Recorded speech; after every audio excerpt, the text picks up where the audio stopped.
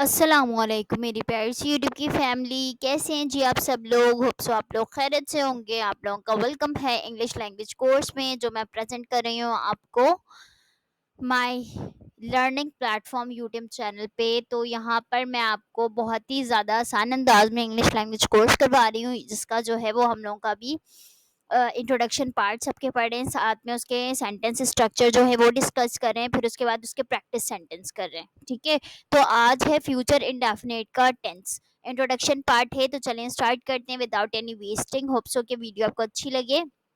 और अगर इससे पहले की बहुत सारी वीडियोस मैंने अपलोड कर दी हैं विद प्रैक्टिस सेंटेंसेस, अगर आपने वो नहीं देखी हैं तो जल्दी से जाके देखें ताकि आपके कॉन्सेप्ट्स और क्लियर हो। चलें स्टार्ट करते हैं। बिस्मिल्लाहिर्रहमानिर्रहीम। फ्यूचर इंडेफिनिट, फ्यूचर से आपको अंदाजा होता है जब हम फ्यूचर की बात करते हैं कि मैं फ्यूचर में इतना बड़ा आदमी बनूंगा। ठीक है, जब हम इस तरीके से फ्यूचर की बात कर रहे होते हैं तो फ्यूचर का मतलब होता है मुस्तकबिल। मुस्तकबिल में आप इंडेफिनिट की बात करते हैं। ठीक है, इंडेफिनिट वो सेंटेंस होते हैं जो आप अपने रोजमर्रा में यूज करते हैं। जैसे आप फ्यूचर के लिए भी जो चीज आप यूज करते हैं, जैसे मैं ये काम करूंगी, मैं ये खाऊंगी, मैं ये पीऊंगी, ठीक है, मैं पढ़ूंगी, मैं सोऊंगी, मैं बैठूंगी, तो ये होता है फ्यूचर इनडेफिनिट। क्या होता है फ्यूचर इनडेफिनिट? इसमें क्या होता है, जुमले के आखिर में आप क्या यूज करते हैं? गा, गे, गी। मैं गाना गाऊंगी, मैं घर जाऊंगी, मैं स्कूल जाऊंगी, मैं ट्यूशन जाऊंगी। जब आप इस तरह से बातें करते हैं अपने रोजमर्रा में, मतलब अपने डेली रूटीन में, जब आप इस तरह से बात करते हैं कि एक दिन की बात, आप जैसे एक दिन बैठकर आप दूसरे दिन की बात करते हैं कि मैं कल स्कूल जाऊंगी, ठीक है, मैं कल खेलने जाऊंगी या मैं खेलने जाऊंगा। ठीक है, कल भी हटा देते हैं, जैसे मैं खेलने जाऊंगा, मैं नानी के घर जाऊंगी। जब आप इस तरह से बात करते हैं तो ये फ्यूचर इंडेफिनिट की बात करते हैं। आप किसकी बात करते हैं? फ्यूचर इंडेफिनिट के जुमले आप इस्तेमाल कर रहे होते हैं। तो जुमले के आखिर में इसकी सिंपल पहचाने के, जुमले के आखिर में क्या आता है? गा, गे, गी। ठीक है, अब चलते हैं इसका सेंटेंस स्ट्रक्चर देखते हैं। बहुत ही आसान है। फ्यूचर इंडेफिनिट के सेंटेंस स्ट्रक्चर कुछ भी नहीं करना है। असर्टिव और अफर्मेटिव। अफर्मेटिव और असर्टिव वो सेंटेंसेस होते हैं जिसमें आप सिंपल बात कर रहे होते हैं, किसी में कुछ नहीं बोल रहे थे, सिर्फ बोलते हैं मैं जाऊंगी, मैं खाऊंगी, मैं गाऊंगी, इस तरह से। ठीक है, जब आप सिंपल बात करते हैं तो वो आपका अफर्मेटिव और असर्टिव सेंटेंस कहलाता है। तो यहाँ पर सबसे पहले काम करने वाला क्या होता है? सब्जेक्ट।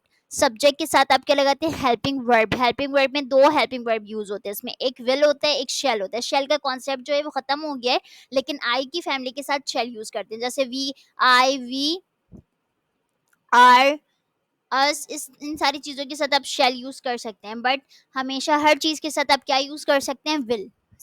हर के साथ आप विल भी, आई के साथ आप विल भी यूज कर सकते हैं। I will do it, I will drink it, मतलब इस तरह से भी आप यूज कर सकते हैं आई के साथ विल, लेकिन शेल यूज कर सकते हैं आई के साथ। ठीक है, उसके बाद है वर्ब की फर्स्ट फॉर्म।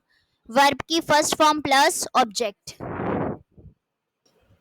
यहाँ पर वर्ब की फर्स्ट फॉर्म यूज होगी। फर्स्ट फॉर्म कैसे? फर्स्ट फॉर्म का मतलब है ड्रिंक, जस्ट ड्रिंक। ठीक है, फर्स्ट फॉर्म वो पार्ट होती है जो आपको पता होती है। ज्यादातर चीजें आपको फर्स्ट फॉर्म वाली पता है, जैसे गिव, देने को गिव बोलते हैं, लेने को टेक बोलते हैं, लाने को ब्रिंग बोलते हैं।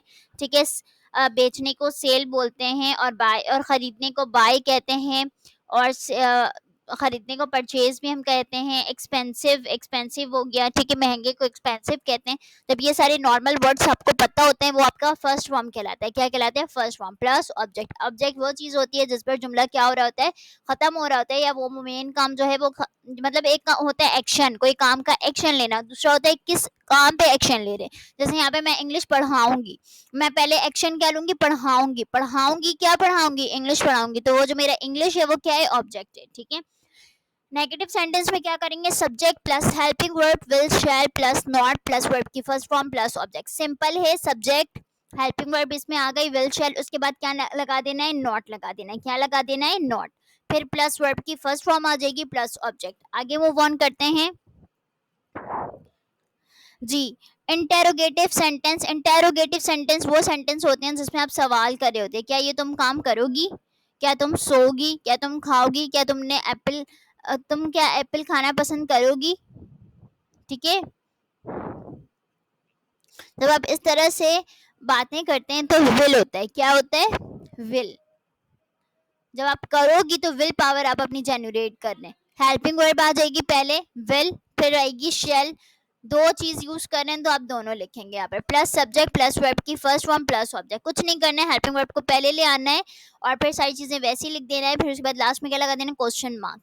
इंटेरोनेगेटिव सेंटेंस क्या होते हैं? इंटेरोनेगेटिव सेंटेंस वो सेंटेंसेस होते हैं जिसमें आप कोई भी काम सवाल भी कर रहे होते हैं लेकिन उसमें नहीं भी बोल रहे होते हैं। क्या तुम नहीं करोगी, ठीक है, तो हेल्पिंग वर्ब आ जाएगी plus subject plus not plus verb की फर्स्ट फॉर्म प्लस ऑब्जेक्ट। ये सेंटेंस स्ट्रक्चर मैंने आपको इस तरीके से बताया है कि अगर आपके सामने कोई जुमला है तो आप इस तरह से बना सकते हैं। सबसे पहले आप सब्जेक्ट लिखेंगे, फिर विल या शेल लगाएंगे, अगर आई है तो शेल लगा दें, अगर ही है तो विल लगा दें।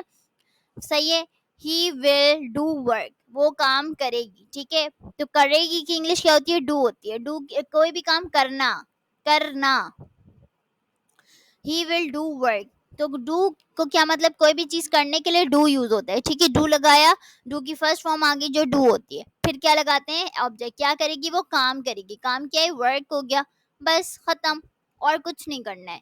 बस यही सेंटेंसेस आपने इन सारे स्ट्रक्चर को देखकर स्ट्रक्चर करने, जब आप प्रैक्टिस खुद करेंगे ना आपको चीजें और अच्छी तरह समझ में खुद ब खुद आने लग जाएंगी।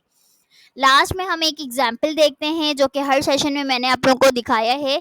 यहाँ पे मैंने लिखा है हम पढ़ाई करेंगे, ठीक है।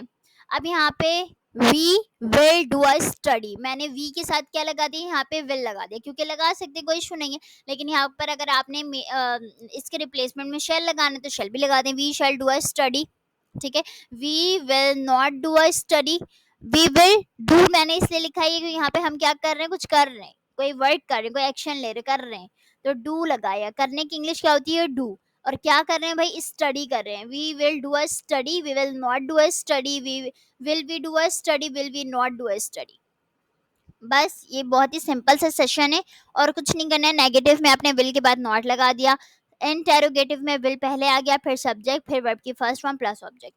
फिर क्या किया आपने, इंटेरोनेगेटिव में हेल्पिंग वर्ब आ गई, सब्जेक्ट आ गया, नॉट लगा दिया। ये भी कर सकते हैं, will not we do a study, पहले हेल्पिंग वर्ब फिर नॉट फिर सब्जेक्ट फिर वर्ब की फर्स्ट फॉर्म प्लस ऑब्जेक्ट। मैंने यहाँ क्या किया, will we not do a study, ठीक है जी जनाब। तो होप सो कि आज का सेशन आपको बहुत अच्छा लगा होगा और चीज़ें बहुत अच्छी तरह से समझ में आई होंगी। अगर कोई भी कंफ्यूजन है तो प्लीज़ बिलो कमेंट आप लोग के लिए खुला है, प्लीज़ मुझे वहाँ पे मैसेज करें, मुझे बताएं कि आपको वीडियो कैसी लगी। और अगर अच्छी तरह समझ में आ गई है तो do thumbs up my video and subscribe to my YouTube channel. तो अपना बहुत ज़्यादा ख्याल रखें, be take care of yourself, be take care of your family, be take care of your friends. और जिनकी भी आपने इस्लाह करनी है और अच्छी तरह आपको समझ में आए तो please do share my video a lot a lot a lot on your social media platform. So that's it all, thank you so much जी, अल्लाह हाफिज़, जज़ाकल्लाहु खैरा।